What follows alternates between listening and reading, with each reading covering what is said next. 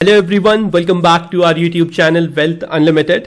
आज के इस वीडियो में हम बात करने वाले हैं मैनकाइंड फार्मा के लेटेस्ट ग्रे मार्केट प्रीमियम की, और साथ ही साथ हम जानेंगे हमारी listing day strategy allotted shares के लिए for Monday. So before starting the video, if you are new to this channel, please make sure to hit the subscribe button and do like this video. चलिए बात करें Mankind pharma IPO की, तो आप देख सकते हैं यहाँ पे जो लिस्टिंग डेट है इस आईपीओ के लिए वो है मई 8, 2023, जो होता है मंडे। और इस पर्टिकुलर शेयर की जो क्लोजिंग डेट थी एप्लीकेशन की वो थी अप्रैल 27, 2023। ऑन अप्रैल 2026 जो ग्रे मार्केट प्रीमियम था मैनकाइंड फार्मा का वो चल रहा था 20 रुपीज के आसपास because of low demand. But आज के दिन हमें इस पर्टिकुलर आईपीओ में एक तरफा तेजी दिखाई दी है ग्रे मार्केट प्रीमियम में, और इस पर्टिकुलर आईपीओ ने अपना ऑल टाइम हाई 110 रुपीज का टच कर लिया है, जो होता है आपको प्रीमियम देता है 10% का रफली। चलिए सीधा आपको लेके चलता हूं मैं मैनकाइंड फार्मा आईपीओ के ग्रे मार्केट पेज पे। आप यहां पे देख सकते हैं जो लेटेस्ट जीएमपी है वो है 108 रुपए का, और ये है मई 6, 2023, 4:03 PM को ये अपडेट हुआ है। अभी टाइम हो रहा है 4:07 जब मैं इस वीडियो को रिकॉर्ड कर रहा हूं। तो आप समझ सकते हैं कि इस पर्टिकुलर आईपीओ को लेके एक काफी अच्छी डिमांड दिखाई दे रही है मार्केट में। ऑन मंडे जब ये स्टॉक और ये आईपीओ लिस्ट होगा स्टॉक एक्सचेंजेस पे, तो आप इसकी जो एस्टिमेटेड लिस्टिंग प्राइस है वो देख सकते हैं 1188 रुपीज पे, जो आपको प्रीमियम देती है 10% का। अगर सिमिलरली कुछ और वेबसाइट्स की बात करें ग्रे मार्केट प्रीमियम से रिलेटेड, तो न्यूज 18 के अकॉर्डिंग भी अगर आप देखेंगे तो जो करंट ग्रे मार्केट प्रीमियम चल रहा है वो चल रहा है 108 रुपए का, 10% अप अपने अपर बैंड के प्राइस से।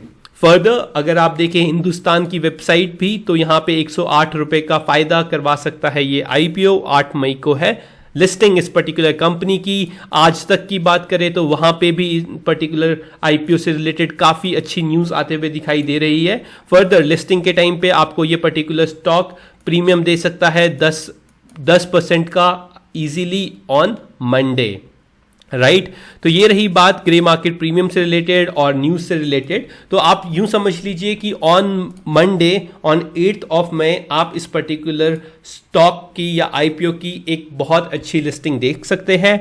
नाउ अब बात करूं कि मैं क्या करने वाला हूं इस पर्टिकुलर आईपीओ में once it got list in the market.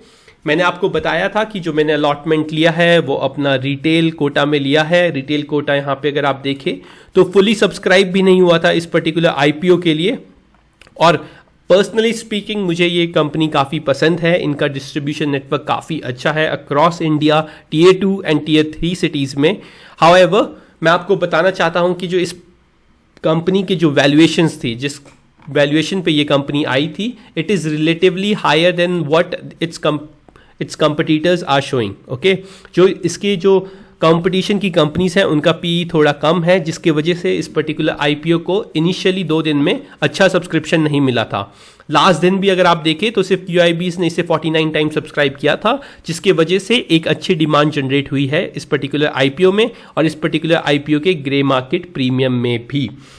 तो आप एक काम कर सकते हैं, जब ये स्टॉक लिस्ट होता है ऑन मंडे, तो आपका जो स्टॉप लॉस होना चाहिए वो होना चाहिए डे लो का, और आप अपनी 50% ऑफ द शेयर होल्डिंग इस पर्टिकुलर आईपीओ में कम कर सकते हैं। That is what I am going to do, right.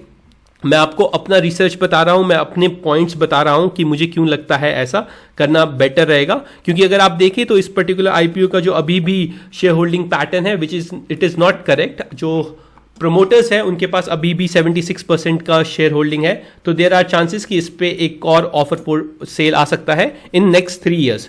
तो it is not my concern of that big, but आपको मैं बता देता हूं कि आपको अगर ये आईपीओ डे लो पे मिलता है तो आपको इस पर्टिकुलर स्टॉक को एग्जिट कर देना चाहिए एटलीस्ट 50 to 60%, जैसा आपकी इच्छा। अदरवाइज आप सिमिलर चीजें अपनी डिस्कस कर सकते हैं फाइनेंशियल एडवाइजर से भी before making any sort of investments और एग्जिट इन दी स्टॉक मार्केट, राइट।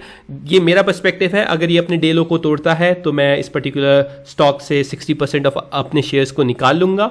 बाकी मैं इस पर्टिकुलर कंपनी में रखना चाहूँगा और मैं देखना चाहूँगा कि ये कैसे ट्रेड करते हुए दिखाई देते हैं।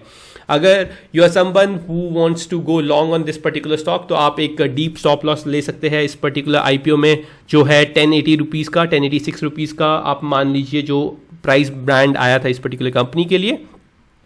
वहां पे आप अपना स्टॉप लॉस लगा सकते हैं एंड उसे ट्रेल कर सकते हैं फर्दर अप। नाउ मैं ऐसा क्यों बोल रहा हूं, क्योंकि मैं आपको दिखा देता हूं कुछ आईपीओ के एग्जांपल भी। आप ये देखेंगे, ये है एवलॉन टेक्नोलॉजीज का आईपीओ, ये भी कुछ दिन पहले लिस्ट हुआ था।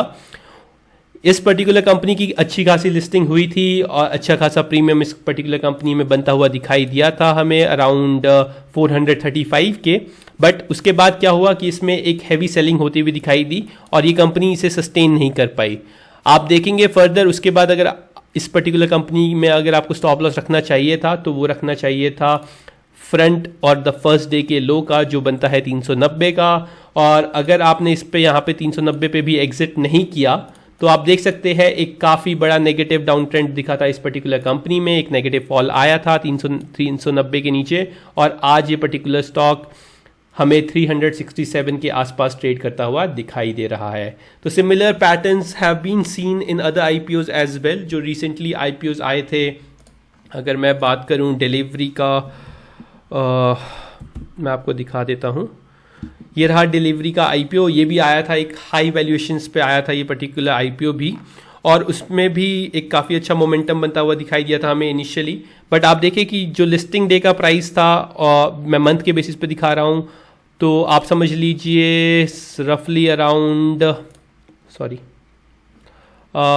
अराउंड ये जो प्राइस था 450 का, अगर वो ब्रेक होता तो आपको एग्जिट कर लेना चाहिए था इस पर्टिकुलर स्टॉक में। बट ऐसा अगर आपने नहीं किया तो आपको एक अच्छा खासा लॉस होता हुए दिखाई दिया होगा इस पर्टिकुलर कंपनी में, क्योंकि 480 को ब्रेक करते ही ये स्टॉक गया है 350 तक और अभी भी ये पर्टिकुलर स्टॉक नीचे ही गिरता जा रहा था।